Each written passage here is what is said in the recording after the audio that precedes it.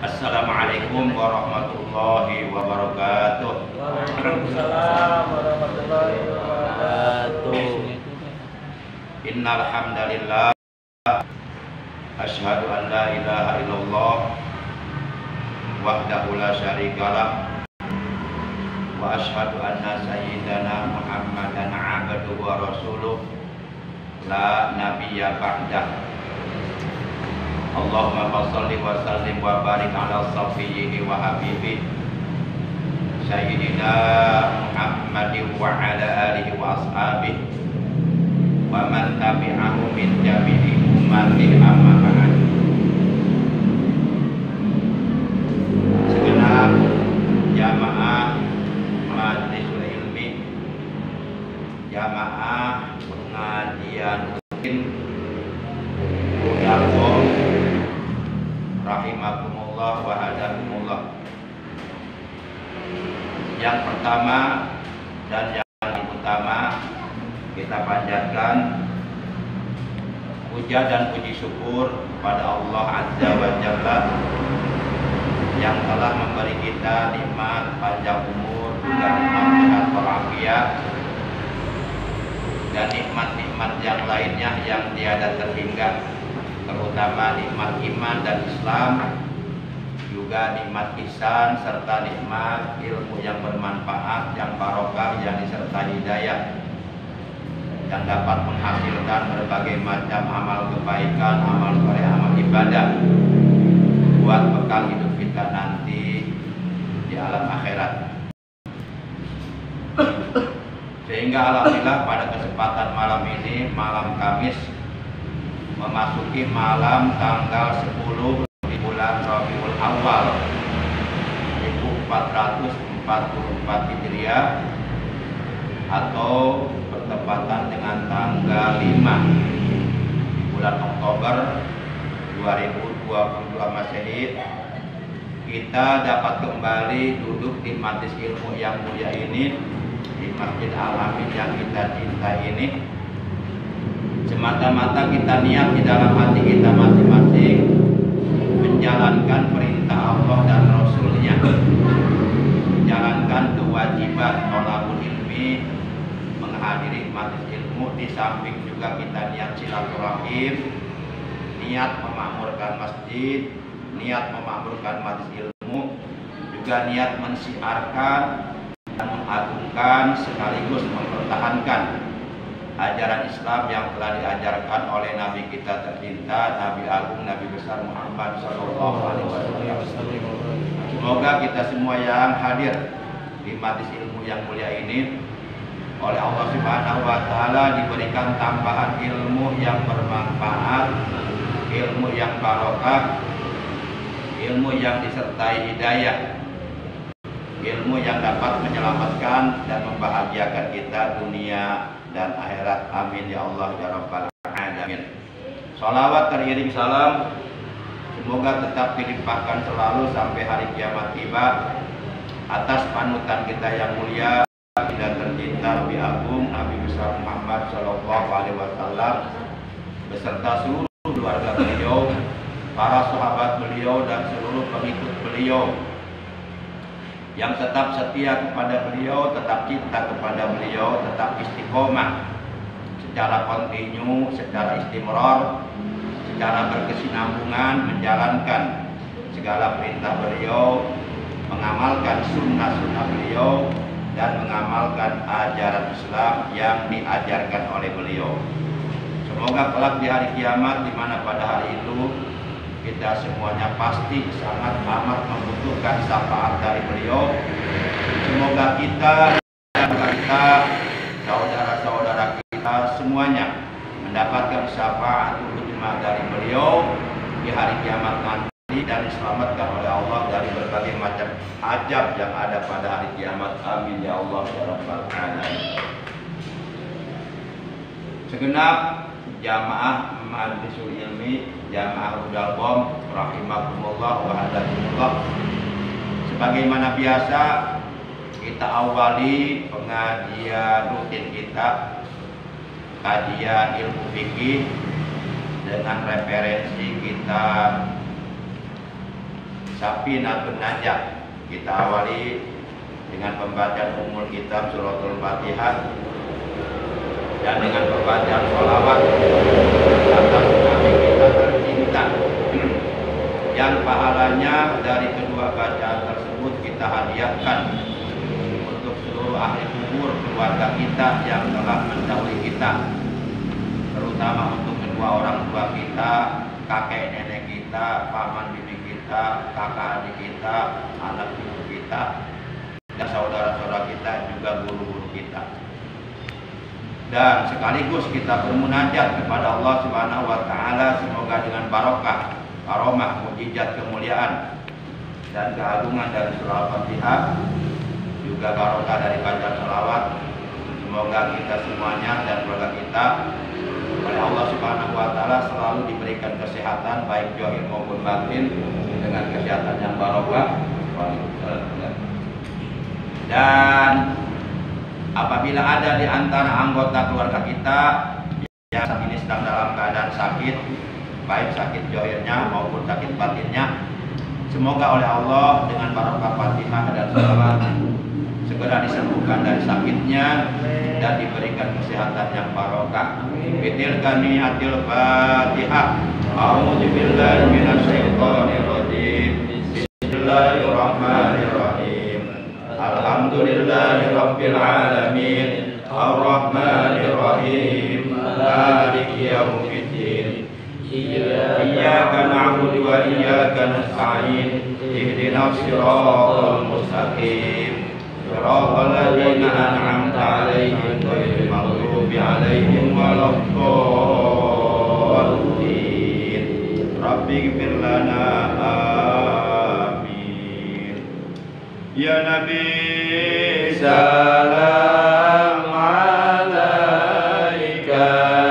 ya Rasul salam alaika, ya Habib salam alaika, salawatullah alaika. Asraqal kaunu btihaja biwujudil Mustafa wali alil kauni unsun wa sururun qad tajaddad. Allah ya Nabi salam alaika, ya Rasul salam alaika, ya Habib salam alaika, salawatullah alaika. Tabarakul ya lasani bahadarul yunti qarrad wastadi'u bijamalin faqbil husni tafarrad. Ya Nabi salam alaika, ya Rasul salam alaika, ya Habib salam alaika, salawatullah alaika.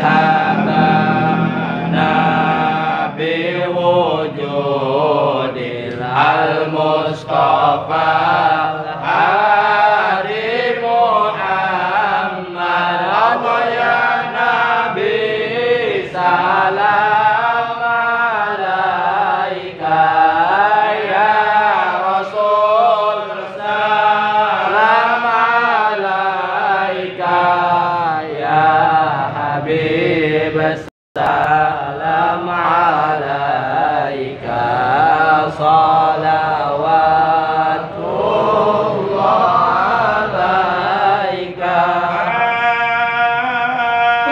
Marhaban ya marhaban ya nurul aini, marhaban jaddal Husaini, marhaban marhaban,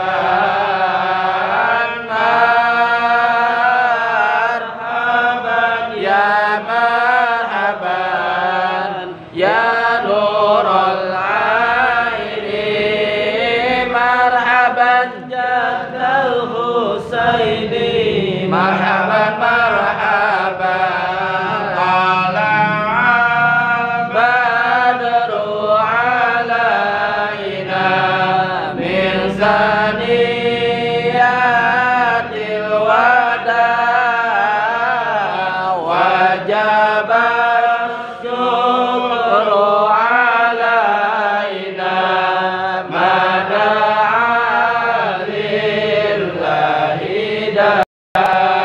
Ayyuhal mab'usu fina jita bil amril muta', qul syafi'an ya habibi yauma hasyri wajtimat. Badru alaina min saniyatil wada, wajaba syukru alaina mada'a lillahi da.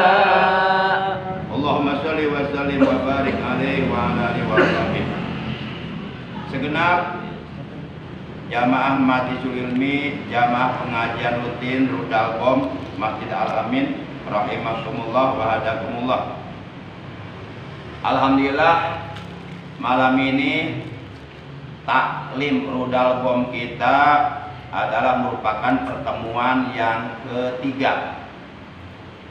Pada pertemuan yang ke-1 kita telah membahas mengenai Arkanul Islam yang ada dalam pasal pertama di dalam kitab Safinatun Najah. Kemudian pada pertemuan taklim kita yang kedua kita telah membahas Arkanul Iman yang terdapat dalam pasal kedua di dalam kitab Safinatun Najah. Dan malam ini pertemuan yang ketiga kita akan membahas pasal berikutnya, yaitu pasal yang ketiga tentang makna kalimat la ilaha illallah. Namun sebelum kita membahas pasal yang ketiga yang ada di dalam kitab Safinatun Najah yang membahas tentang makna dari kalimat thayyibah, yaitu kalimat la ilaha illallah, untuk mengaktualisasikan daya ingat kita dari materi yang sudah disampaikan pada pertemuan malam Kamis yang lalu, bahwa sebagaimana kita ketahui bahwa arkanul iman sittatun, rukun iman ada 6 perkara. Antu'mina billahi wa malaikatihi wa kutubihi wa rusulihi wal yaumil akhiri wa bil qadari khairihi wa syarrihi minallahi ta'ala. Artinya rukun iman yang pertama agar hendaknya engkau mengimani atau engkau percaya kepada Allah. Kemudian yang kedua percaya kepada malaikat-malaikat Allah. Kemudian yang ketiga percaya kepada kitab-kitab Allah. Kemudian yang keempat percaya kepada rasul-rasul Allah. Yang kelima percaya kepada akan terjadinya hari kiamat. Yang keenam iman kepada qadar, yakni ketentuan dari Allah, baik atau buruk, itu semuanya hakikatnya datang dari Allah. Nah, kalau kita simpulkan dari rukun iman yang jumlahnya 6 perkara ini, jadi setiap kita sebagai orang Islam, setiap kita sebagai orang yang beriman atau orang mukmin yang di dalam hati kita ada iman, wajib bagi kita untuk mengiktikadkan di dalam hati kita dengan iktikad yang kuat. Wajib bagi kita untuk meyakini di dalam hati kita dengan keyakinan yang kuat, keyakinan yang kokoh, keyakinan yang sama sekali tidak bisa digoyahkan oleh apapun. Wajib mengiktikadkan, meyakinkan dalam hati kita bahwa Allah itu ada. Annallaha ta'ala mawjudun wahdahu la syarikalah wa huwa ala kulli syai'in qadir. Yakinkan dalam hati kita dengan keyakinan yang kuat, iktikadkan dalam hati kita dengan iktikad yang kuat bahwasanya Allah itu maujud, Allah itu ada, Allah itu Maha Esa, tidak ada sekutu bagi Allah, dan Dia Allah Maha Kuasa atas segala sesuatu. Tentu adanya Allah beda dengan adanya makhluk. Kalau adanya Allah, tidak ada yang mengadakan terhadap adanya Allah, karena Allah lah yang mengadakan seluruh makhluknya. Adanya Allah itu tidak didahului oleh sesuatu yang ada, karena Allah lah yang mengadakan segala sesuatu yang ada. Kalau adanya kita didahului oleh sesuatu yang ada. Contoh adanya kita didahului oleh adanya kedua orang tua kita. Adanya kedua orang tua kita didahului oleh adanya kedua orang tuanya lagi, terus sampai akhirnya ke Nabi Adam. Adanya Nabi Adam itu diadakan oleh Allah. Nah, Allah nggak seperti itu. Allah itu huwal awwalu wal akhiru. Dialah yang awal dan dialah yang akhir. Allah itu mempunyai sifat idam, maha dahulu. Jadi itu harus diiktikadkan, diyakinkan dengan keyakinan yang kuat di dalam hati kita, yakni keyakinan yang sama sekali tidak bisa digoyahkan oleh apapun. Yakinkan dalam hati bahwa Allah itu ada. Allah itu Maha Esa. Qul huwallahu ahad. Katakanlah Dialah Allah yang Maha Esa. Allahus Samad. Allah tempat bergantung kepadanya segala sesuatu, baik yang ada di langit maupun yang ada di bumi, dan ataupun yang ada di antara keduanya. Lam yalid wa lam yulad. Allah tidak beranak dan tidak pula diperanakan. Walam yakul lahu kufuwan ahad. Dan tidak ada sesuatu pun yang sebanding, yang setara dengan Allah. Yakinkan dalam hati bahwa ala kulli syai'in qadir, dan Dia Allah yang Maha Kuasa atas segala sesuatu. Kekuasaan Allah tidak terbatas, dan tidak ada sesuatu pun yang bisa membatasi kekuasaan Allah. Para jamaah Majlisul Ilmi rahimakumullah wa hadakumullah. Kemudian kita juga wajib mengiktikadkan di dalam hati kita dengan iktikad yang kuat, meyakinkan di dalam hati kita dengan keyakinan yang kuat bahwa Allah menciptakan malaikat. Malaikat yang diciptakan oleh Allah itu jumlahnya tidak terhitung, tidak bisa dihitung. dan tidak ada seorang manusia pun yang mampu menghitung jumlahnya malaikat. Bahkan jumlah malaikat itu jauh lebih banyak daripada jumlah manusia yang diciptakan oleh Allah. Dan semenjak Allah menciptakan Nabi Adam beserta keturunan Nabi Adam sampai umat manusia di akhir zaman, jumlah malaikat jauh lebih banyak daripada jumlah para manusia yang diciptakan oleh Allah. Ada para ulama mengatakan, jika kamu ingin mengetahui berapa banyak jumlah malaikat yang diciptakan oleh Allah, baik malaikat yang ada di langit, di bumi, dan ataupun yang ada di tempat-tempat yang lainnya, maka kamu hitung seluruh daun-daunan termasuk rumput yang ada di alam dunia. Kira-kira bisa menghitungnya enggak? Enggak. Nih, di sana ada pepohonan, hitung daunnya ada berapa? Nggak usah hitung daun terlalu jauh, hitung tuh kumis kita ada berapa tuh, jago nggak hitung, atau jenggot, bulu kelek, bulu korong, bulu baut, tak, bulu satu goblok, hitung jago nggak hitung. Nah, jadi banyak malaikat itu. Nah, malaikat itu adalah ibadun mukramuna.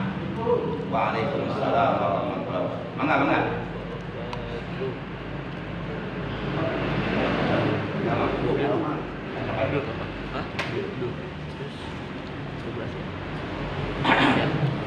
Nyantainya ngaosna nyantai, biasa bari ngarokok, biasa bari ngopi, biasa bari nyemil. Anu penting mah ulah ngobrol. Bagus pami ngobrol kena suarana beradu, itu para dukung kena kita konsen. Apa kayaknya tidak akan yang ngarokok sarua. Bubar tunduk pak ngarokok mah di rokok itu.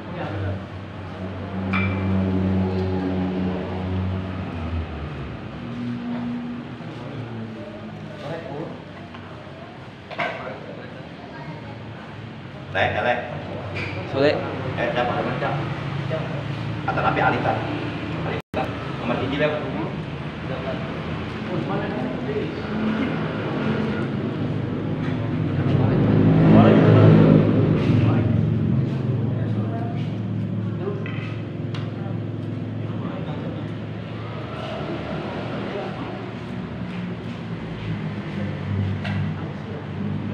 Jadi malaikat itu adalah ibadun mukramuna la ya'sunallaha ma amarahum wa yaf'aluna ma yu'marun.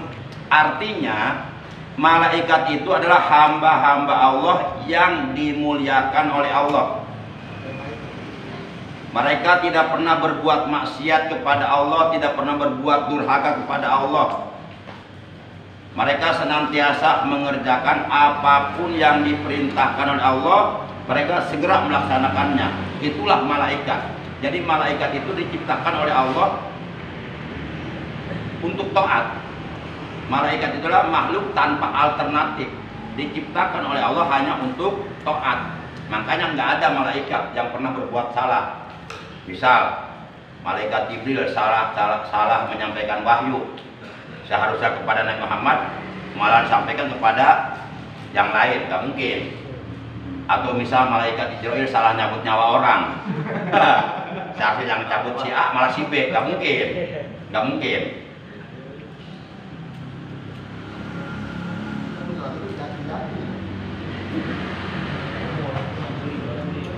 Malaikat itu diciptakan oleh Allah dari cahaya, min nurin, dari cahaya. Karena seluruh makhluk Allah yang diciptakan oleh Allah itu sumber bahan penciptaannya terbagi 3. Ada makhluk Allah yang diciptakan oleh Allah dari cahaya, yaitu para malaikat. Ada makhluk Allah yang diciptakan oleh Allah dengan kekuasaannya dari api, yaitu jin dan iblis dan syaitan. Dan ada makhluk Allah yang diciptakan oleh Allah dengan kekuasaannya dari tanah, yaitu para manusia, hewan-hewan, tumbuh-tumbuhan, semuanya diciptakan bahannya dari tanah. Itulah kekuasaan Allah. Innama amru idza arada syai'an ayyakula lahu kun.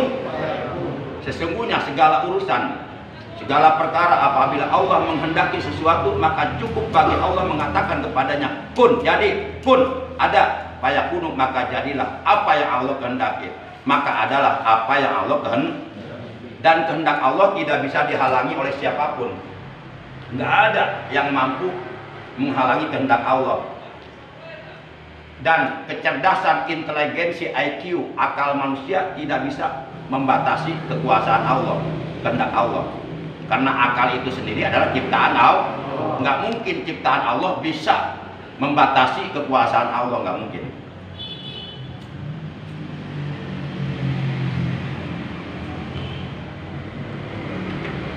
Nah, itu malaikat. Cuma dari sekian banyaknya malaikat yang diciptakan oleh Allah, baik yang ada di langit, di bumi, termasuk malam ini malaikat banyak sebenarnya. Cuma kita aja nggak lihat.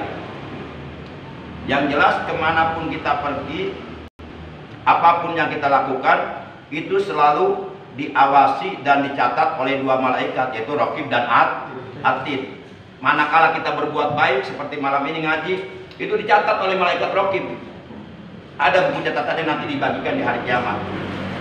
Dan manakala kita berbuat salah, dicatat oleh malaikat Atid. Dan buku catatannya semuanya ada. Buku kitab perpalamannya itu akan dibagikan di hari kiamat. Nah, jadi kata Allah, ma yalfidu min qaulin illa ladaihi raqibun atid. Ia adalah seseorang berkata-kata atau berbuat sesuatu, melainkan di samping kanannya ada malaikat raqib yang mencatat kebaikan yang dilakukannya, dan di samping kirinya ada malaikat atid yang mencatat perbuatan buruk yang dilakukannya. Nah, itu malaikat. Nah, dari sekian banyaknya malaikat, ada 10 malaikat yang wajib diketahui oleh setiap orang Islam mukallaf. Orang Islam mukallaf itu yakni orang Islam yang sudah tertaklif oleh hukum agama yang 5, yaitu hukum wajib, hukum sunnah, hukum haram, hukum makruh, hukum mubah. Atau orang Islam mukallaf itu orang Islam yang sudah balik dan berakal sehat. Nah, malaikat wajib diketahui oleh setiap orang mukallaf jumlahnya 10, yaitu Jibril, Mikail, Israfil, Ijrail, Jibril, Mikail, Israfil, Ijrail, Munkar, wa Nakir, Raqib, Atid, Malik, Ridwan. Baik. Kemudian kita pun wajib mengitikadkan di dalam hati kita, meyakinkan di dalam hati kita dengan keyakinan yang kuat, keyakinan yang kokoh, keyakinan yang sama sekali tidak bisa digoyahkan oleh apapun. Itikadkan dalam hati kita, yakinkan dalam hati kita bahwa Allah telah menurunkan kitab-kitabnya. Jumlah seluruh wahyu Allah yang diturunkan oleh Allah itu jumlahnya 104. Cuma yang 104 ini dibagi 2. Yang 4 berupa kitab, yaitu kitab Zabur, Taurat, Injil, Al-Quran. Zabur diturunkan oleh Allah kepada Nabi Daud, Taurat diturunkan oleh Allah kepada Nabi Musa, Injil diturunkan oleh Allah kepada Nabi Isa, dan Al-Quran diturunkan oleh Allah kepada Nabi kita tercinta, Nabi Agung, Nabi besar Muhammad SAW. Al-Quran ini sebagai kitab penyempurna dari kitab-kitab sebelumnya yang Allah turunkan kepada nabi-nabi terdahulu. Dan sisanya yang 100 itu berupa suhuf, berupa lembaran wahyu Allah. Itu pun diturunkannya kepada 4 orang nabi. Nabi Sis 50 suhuf, kemudian Nabi Ibrahim, kemudian ada 4 orang nabi. Dan kita pun sebagai orang yang beriman wajib mengitikadkan di dalam hati kita dengan itikad yang kuat, wajib meyakinkan di dalam hati kita dengan keyakinan kuat bahwa Allah telah mengutus para rasul atau para nabi. Jumlah seluruh para nabi yang diutus oleh Allah berapa? 25. Nah, 25 itu yang wajib diketahui. Yang wajib diketahui ada 25 orang nabi atau 25 orang rasul. Akan tetapi jumlah seluruh para nabi yang diutus oleh Allah ke alam dunia dari mulai Nabi Adam itu jumlahnya banyak, 124.000 nabi. Cuma dari 124.000 nabi yang wajib diketahui oleh umat Islam ada 25 yang nama-namanya disebutkan oleh Allah dalam Al-Quran. Kebanyakan dari mereka nama-namanya oleh Allah tidak disebutkan dalam Al-Quran. Nah, dari 124.000 nabi itu ada 315 orang yang diangkat jadi rasul. Apa beda nabi dengan rasul? Sama tapi nggak serupa. Jadi beda dikit lah. Baik nabi samanya nih ya. Nabi dan rasul persamaannya, baik nabi maupun rasul itu sama-sama seorang laki-laki. Nggak pernah Allah mengutus seorang nabi, nggak pernah Allah mengutus seorang rasul dari jenis kelamin wanita, nggak ada. Seluruh para nabi, seluruh para rasul itu semuanya dari jenis laki-laki. Satu persamaannya. Yang kedua persamaannya, baik nabi maupun rasul sama-sama oleh Allah diberi wahyu. Yang ketiga, baik nabi maupun rasul persamaannya sama-sama orang yang merdeka, bukan seorang budak, bukan seorang hamba sahaya. Itu persamaannya. Bedanya cuma satu.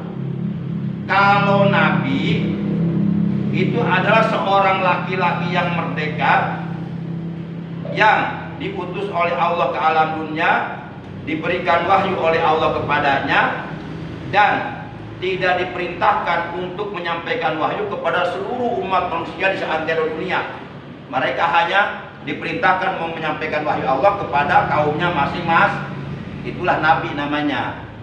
Tapi kalau rasul, seorang laki-laki merdeka, seorang laki-laki yang merdeka yang diutus oleh Allah ke alam dunia, diberi wahyu oleh Allah dan diperintahkan oleh Allah untuk menyampaikan wahyu itu kepada seluruh umat manusia. Contohnya nabi kita tercinta, Nabi Agung, Nabi besar Muhammad Shallallahu Alaihi Wasallam. Berarti nabi dan rasul lebih luas mana jangkauannya? Rasul. Berarti setiap rasul pasti nabi, tapi tidak setiap nabi bisa disebut rasul. Kenapa? Karena kalau nabi hanya diperintahkan menyampaikan wahyu kepada kaumnya masing-masing, sedangkan rasul kepada seluruh umat manusia in the world, di seluruh dunia.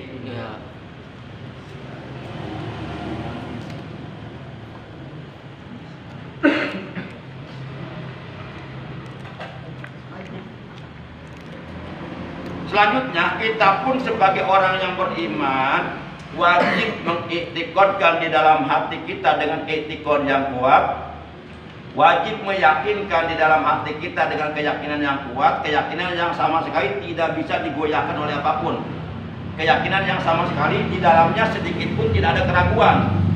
Kalau ada keraguan sedikit saja itu namanya bukan yakin. Yakin itu la yujalu bisa. Yakin itu tidak berjalan dengan keraguan-ragu. Yakin itu harus 100%. Kalau kurang setengah persen aja, itu bukan yakin namanya. Nah, tolong disimak. Nanti kalau umpama ada yang perlu dipertanyakan, tanyakan nanti dikasih waktu untuk tanya jawab ya. Pertanyaan akan muncul setelah kita menyimak. Oh, belum ada ditanyakan ya nanti.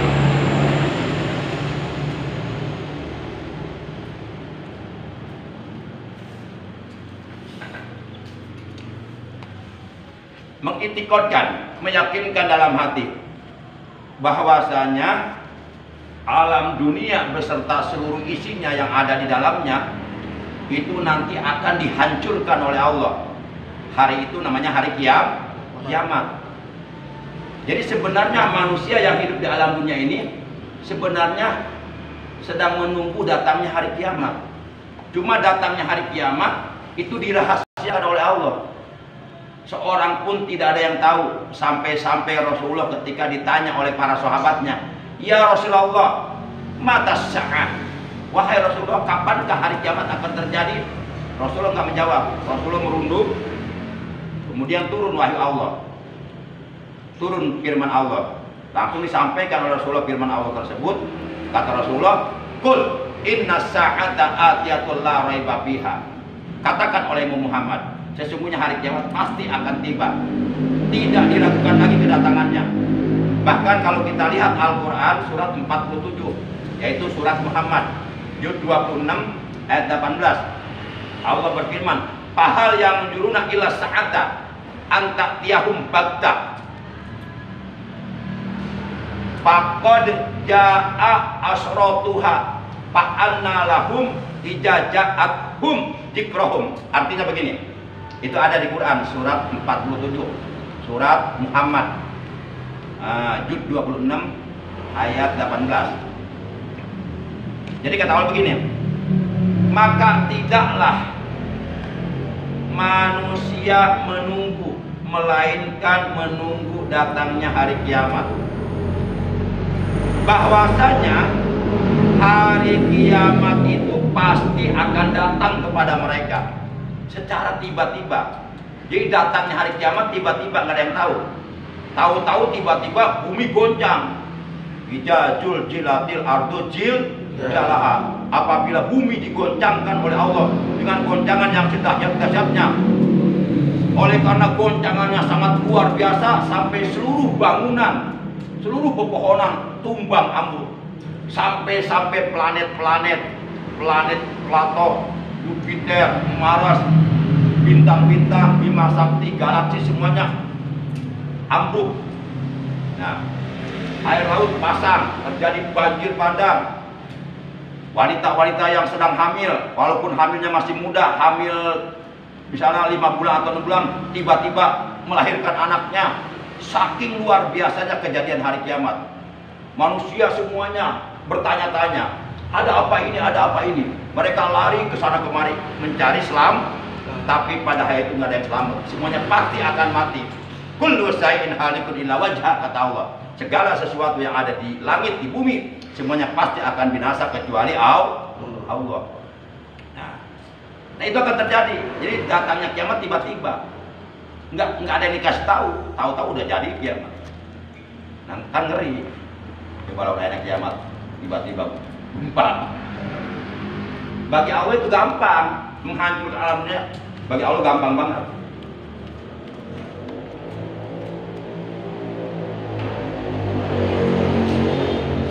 Nah, kita wajib meyakinkan di dalam hati kita dengan keyakinan yang kuat bahwa hari kiamat akan terjadi.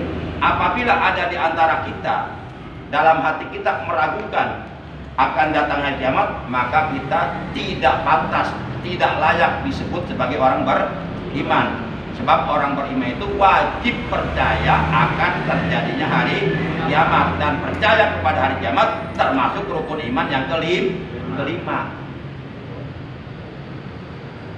Dulu tahun 2004 terjadi badai tsunami di Aceh ya. Itu dalam hitungan menit ratusan ribu bahkan jutaan nyawa manusia melayang. Itu belum seberapa dibandingkan dengan hari kiamat. Nggak ada apa-apa itu. Kiamat lebih dari itu. Pokoknya ngeri deh. Ngeri. Dalam Al-Quran dikatakan Al-Qari'ah, Mal-Qari'ah, wa ma adraka mal-Qari'ah, yauma yakunun nasu kal farasyil mabsus wa takunul jibalu kal inil mam. Hari kiamat. Apakah hari kiamat itu? Tahukah engkau hari kiamat? Yaitu hari di mana pada hari itu manusia itu akan bertebaran bagaikan anai-anai bertebaran. Gunung-gunung meletus, mengeluarkan beban-beban berat yang dikandungnya. Kan? Lahar. Pokoknya ngeri dah. Nah, tapi kayaknya, tapi nggak tahu sih ya. Kayaknya kita mah nggak ngalamin kiamat. Tapi nanti anak cucu kita nggak tahu tuh ngalamin atau tidak. Ya, baik. Terakhir, setiap kita sebagai orang yang beriman atau mengaku beriman kepada Allah dan mengaku beriman kepada rukun iman yang lainnya yang jumlahnya 6, wajib dalam hati kita mengitikadkan, meyakinkan bahwa Allah itu sudah menentukan segala sesuatu, baik atau buruk, itu semua sudah ditentukan. Cuma kita diwajibkan untuk berikhtiar, untuk berusaha. Karena ketika kita berusia 120 hari, ketika kita berusia 4 bulan, dalam rahim, dalam kandungan ibunda kita. Itu Allah mengutus seorang malaikat untuk meniupkan ruhnya ke sang jabang bayi yang ada dalam kandungan ibu.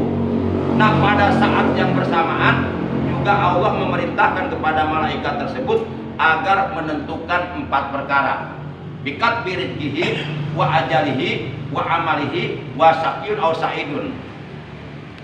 Dalam usia 120 hari kita berada dalam kandungan ibu kita hidup, ditiupkan ruh pada kita. Kita hidup dalam kandungan tuh selama 9 bulan kita hidup dalam rahim ibu kita.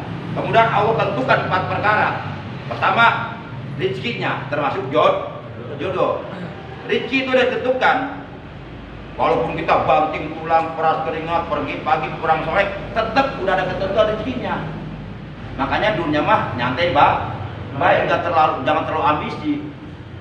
Tetap usaha mah wajib, ikhtiar mah wajib. Karena kita diperintahkan untuk berusaha berikhtiar. Karena kita dikasih akal, dikasih tangan untuk bekerja, dikasih kaki untuk berjalan, supaya kita bisa berusaha. Tapi tetap kita hanya sekedar berikhtiar dan berusaha. Hasil atau tidak dari apa yang kita usahakan itu adalah kita terima saja, tawakal. Jadi soal hasil itu bukan kewajiban, kita hanya diwajibkan berusaha berikhtiar. Hasil itu hak Allah, kita nggak wajib hasil. Banyak orang pergi pagi pulang sore, baik itu menang naon-naon. Ya, banyak juga menang lesung. Jangan marah, tawakal, udah ketentu. Tapi ada orang nggak kemana-mana, witara tahu. Tata, bukun.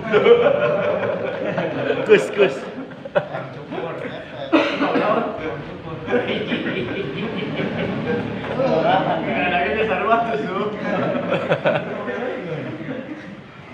Kan ada pepatah mengatakan al insan bitakdir wallah bitakdir. Manusia itu hanya berencana, hanya berusaha. Tapi pada akhirnya Allah yang menentukan dari apa yang kita rencanakan, dari apa yang kita usahakan, tetap Allah yang menentukan, gitu kan.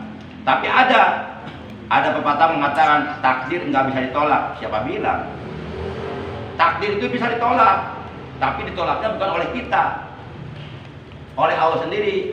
Melalui apa? Melalui doa. Ada orang bilang umur nggak bisa diperpanjang. Siapa bilang umur bisa diperpanjang? Oleh siapa? Oleh Allah sendiri. Melalui apa? Melalui doa. Tetap yang merubah takdir Allah. Tapi kitanya berdoa, minta panjang umur, minta takdir yang baik. Ada hadis mengatakan begini, la yarudul qadra ila du'a, wa la yajidu fil umri ilal bir. Tidak ada yang bisa menolak takdir kecuali doa. Dan tidak ada yang bisa memperpanjang umur kecuali kebaikan.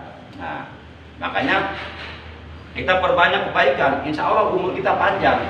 Walaupun secara dohir kita udah mati, jasad kita terkubur tanah, tapi nama kita hidup 1000 tahun kemudian, lihat namanya dikenang orang. Contoh Nabi Muhammad SAW, beliau sudah wafat 14 abad, 44 tahun yang lalu, tapi namanya setiap ajar disebut enggak? Ajar di seluruh masjid di dunia ini namanya sebut. Setiap pengajian bapak-bapak, ibu-ibu pengajian baca selawat namanya disebut. Seakan-akan beliau masih hidup. Nah itu makna sebenarnya panjang umur. Baik. Nah itu yang sudah disampaikan, materi yang sudah disampaikan pada malam Kamis minggu yang lalu. Yang sekarang yaitu pasal ketiga akan menerangkan, akan membahas mengenai makna kalimat thayyibah, makna kalimat tauhid, makna kalimat ikhlas, makna kalimat najah, makna kalimat takwa, makna kalimat hisnullah, bentengnya Allah, yaitu kalimat la ilaha illallah. Ini kalimat la ilaha illallah jangan dianggap remeh. Dahsyat ini kalimat, dahsyat. Andai kata 7 lapis langit dan 7 lapis bumi diletakkan pada satu titik timbangan, dan pada titik timbangan yang lainnya diletakkan kalimat la ilaha illallah, la rojahat bina, niscaya kalimat la ilaha illallah akan lebih berat daripada 7 lapis langit dan 7 lapis bumi.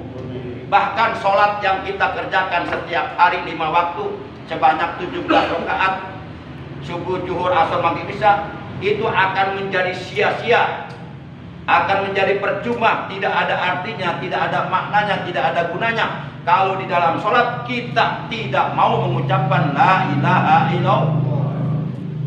Makanya seluruh para ulama mewajibkan setiap orang yang sholat pada waktu tahiyat akhir wajib mengucapkan asyhadu alla ilaha illallah wa asyhadu anna muhammadar rasulullah. Nah, kalau yang ini nggak dibaca, berapapun sholat yang kita lakukan, banyaknya, sehebat apapun, serajin apapun, segetol apapun kita sholat, nol, nggak sok. Jangankan diterima, sok pun tidak. Jangankan dikasih pahala, diterima pun tidak. Jangankan diterima, sok pun tidak. Kenapa? Karena di dalam sholat kita tidak membaca kalimat la ilaha illallah.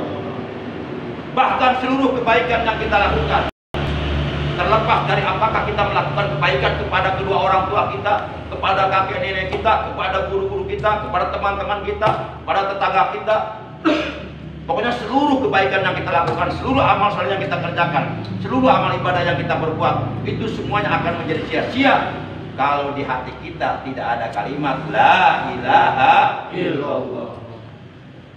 Beruntung kita menjadi orang beriman. Iman itu artinya di hati. Iman itu adalah kalimat la ilaha illallah, ditanamkan dalam hati dengan kuat, jangan dilepas. Nah, oleh karena kita di hati kita ada kalimat la ilaha illallah, maka kita berbuat baik sekecil apapun, asal ikhlas karena Allah, oleh Allah akan dihargai dengan pahala. Kenapa dihargai, Pak? Karena ada iman. Makanya orang-orang kafir, kalau umpama ada orang kafir nih, orang kafir kaya raya, katakanlah orang kafir ini konglomerat lah, miliarder lah, uangnya banyak berlipat gitu ya, rumahnya mewah bertingkat, gedung bertingkat, mobilnya banyak mengkilat, istrinya 4, kaya, dia nyumbang untuk pembangunan masjid pesantren 1 miliar, nggak ada artinya, nggak akan diterima oleh Allah. Jangankan dikasih pahala. Kenapa? Karena mereka belum beriman, di hatinya belum ada kalimat la ilaha illallah. Beruntung kita beriman, sehingga kita melakukan kebaikan sekecil apapun tetap oleh Allah dihargai dengan pahala, asal niatnya karena Allah, sholatnya karena Allah, ngajinya karena Allah, silaturahimnya karena Allah, dan seterusnya lah. Nah, jadi materi yang akan kita bahas malam ini mengenai makna la ilaha illallah. Itu adanya di pasal ketiga ya. Pasal ketiga di dalam kitab Safinatun Najah. Baik, sekarang silakan ikuti dulu kitabnya, walaupun gak bawa kitab gak apa-apa lah. Cukup mendengarkan dan cukup mengikuti. Telinga mendengarkan, lisan mengikuti. Nanti kita bahas baru ya. Ini bareng aja si rokok teh. Ngabar dulu.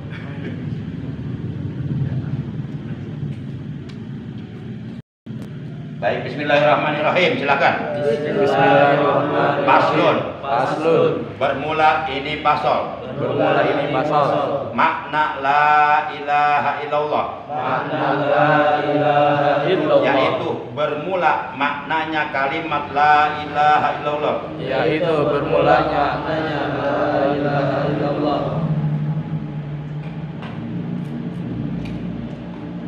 La ma'buda, yaitu tidak ada yang berhak diibadahi.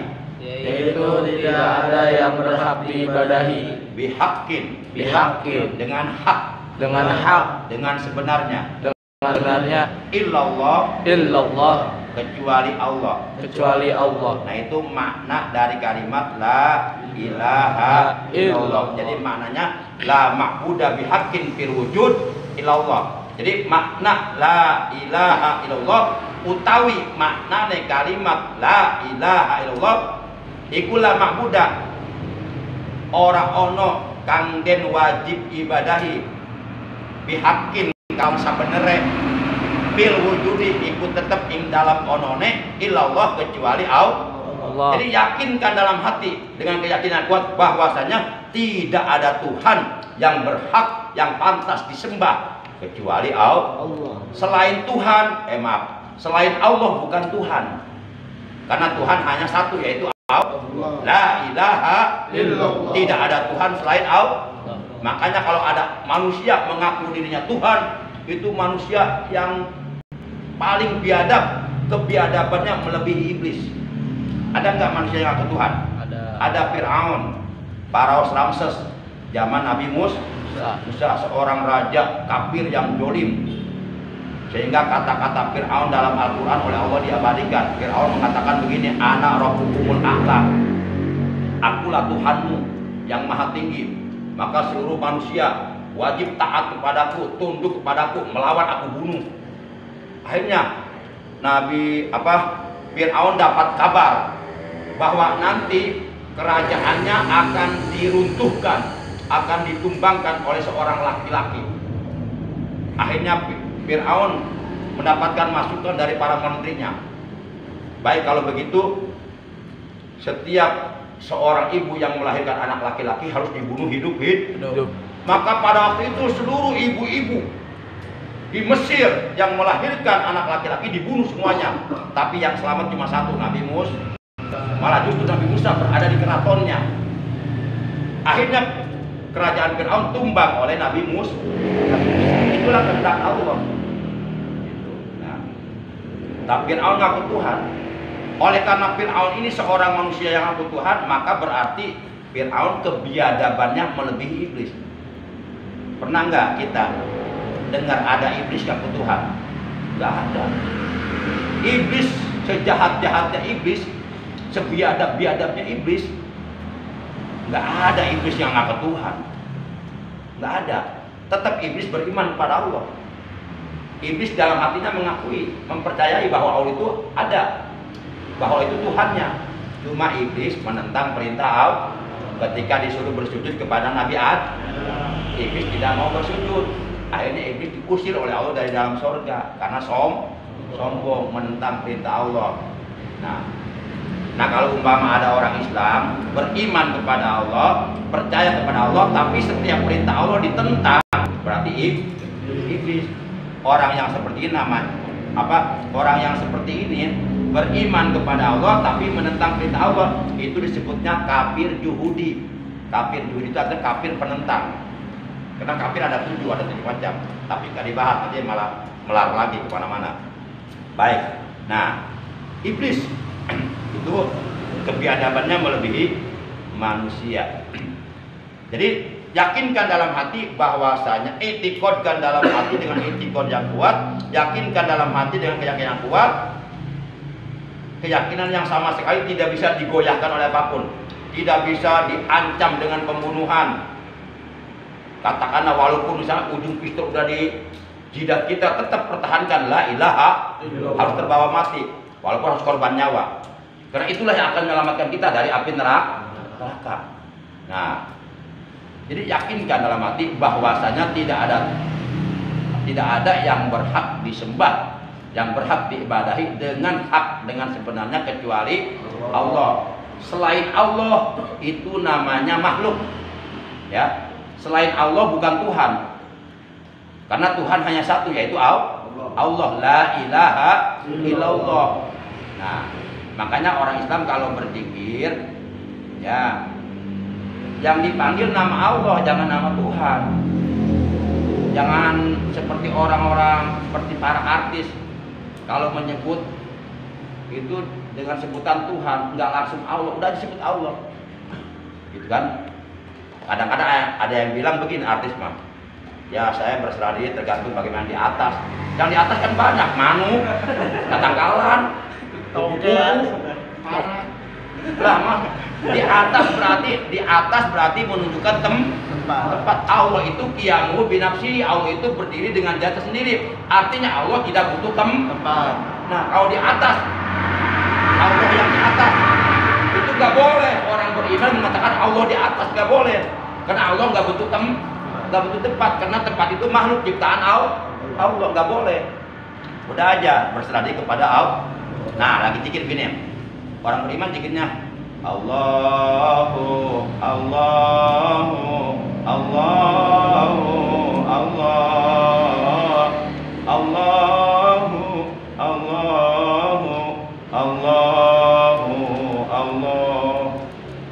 disebut nama Allah.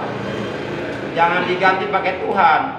Nanti namanya bukan zikir. Contoh, Tuhan tuh, Tuhan tuh, Tuhan tuh, hantu. Jadi bukan menyebut nama Allah, tapi menyebut nama hantu. Jangan, orang Islam udah langsung aja sebut nama Allah. Karena kalau Tuhan itu masih umum. Banyak makhluk Allah yang dipertuhankan oleh manusia. Contoh, orang Jepang mempertuhankan matahari, namanya agama Shin. Padahal matahari ciptaan Allah, menyembah kepada ciptaan Allah. Kenapa enggak menyembah kepada yang menciptakan matahari, yaitu Allah? Itulah orang-orang yang nantinya akan jadikan ahli neraka. Contoh, orang Buddha menyembah tapekong. Tapekong, tapete, beyem, kong, tesingkong. Beyem, singkong disembah. Contoh, orang Kristen menyembah Yesus Kristus. Lah kasihan banget Tuhannya digantung, disalib. Kita pakai baju-baju acan. Dibang pakai yubur saat kita Pempes. pakai pempes. Di gereja naik ke pas angin ningsat. Itu kan kali itu. Sedih banget. Hari anu nyembahna pakai dasi, pakai jas, pakai sepatu. Berarti hina banget Tuhan. Kita kalau ya ada Tuhan katiri saya cek angin. Dan tahu kali udah bulan. Nah, kata orang Kristen, Yesus Kristus itu Nabi Isa, putra Maryam. Mereka meyakini bahwa Nabi Isa yang mereka sebut Yesus Kristus itu adalah anak Allah. Apa alasannya? Karena Nabi Isa dilahirkan tanpa ayah. Nah, padahal mah banyak ya bayi yang dilahirkan tanpa ayah. Banyak kan yang dibuang ke tempat sampah, parabola. Bapaknya nggak ada yang menjawab. Nah, kenapa itu bayi nggak jadikan Tuhan aja ya? Nah, berarti orang Kristen nggak komitmen tuh. Padahal kata Nabi Isa nih, Nabi Isa waktu kecil masih bayi merah diberi irhas, diberi keistimewaan dapat berbicara dengan fase waktu masih bayi. Nah, kan Siti Maryam kan dituduh tuh oleh orang-orang Bani Israel. Kamu wanita kotor, kamu wanita jalang, kamu penjina, kan? Masa tanpa seorang suami kamu bisa melahirkan anak? Nah, Siti Maryam sudah dipesan oleh Allah, kamu harus puasa. Ya, maksudnya puasa jangan bicara. Nanti kamu cukup tunjuk anakmu yang masih bayi, nanti dia akan berbicara dengan izinku, kata Allah. Akhirnya tunjuk, langsung bicara. Nabi Isa itu ada kata-kata Nabi Isa waktu bicara masih bayi diabadikan oleh Allah dalam Al-Quran surat Maryam ayat 30. Qala inni Abdullah atani al-kitab wa ja'alani nabiyya. Ini perkataan Nabi Isa cuma oleh Allah diabadikan dalam Al-Quran surat Maryam ayat 30 ya. Artinya begini, qala berkata Isa al-Masih ketika masih bayi, inni Abdullah, sesungguhnya aku ini adalah hamba Allah. Sesungguhnya aku ini adalah hamba Allah. Abdullah, kan ada Abdullah, ada Ibnullah. Kalau Abdullah artinya hamba Allah, tapi kalau Ibnullah artinya anak Allah. Nah, yang Nabi Isa katakan saat itu Abdullah artinya hamba Allah.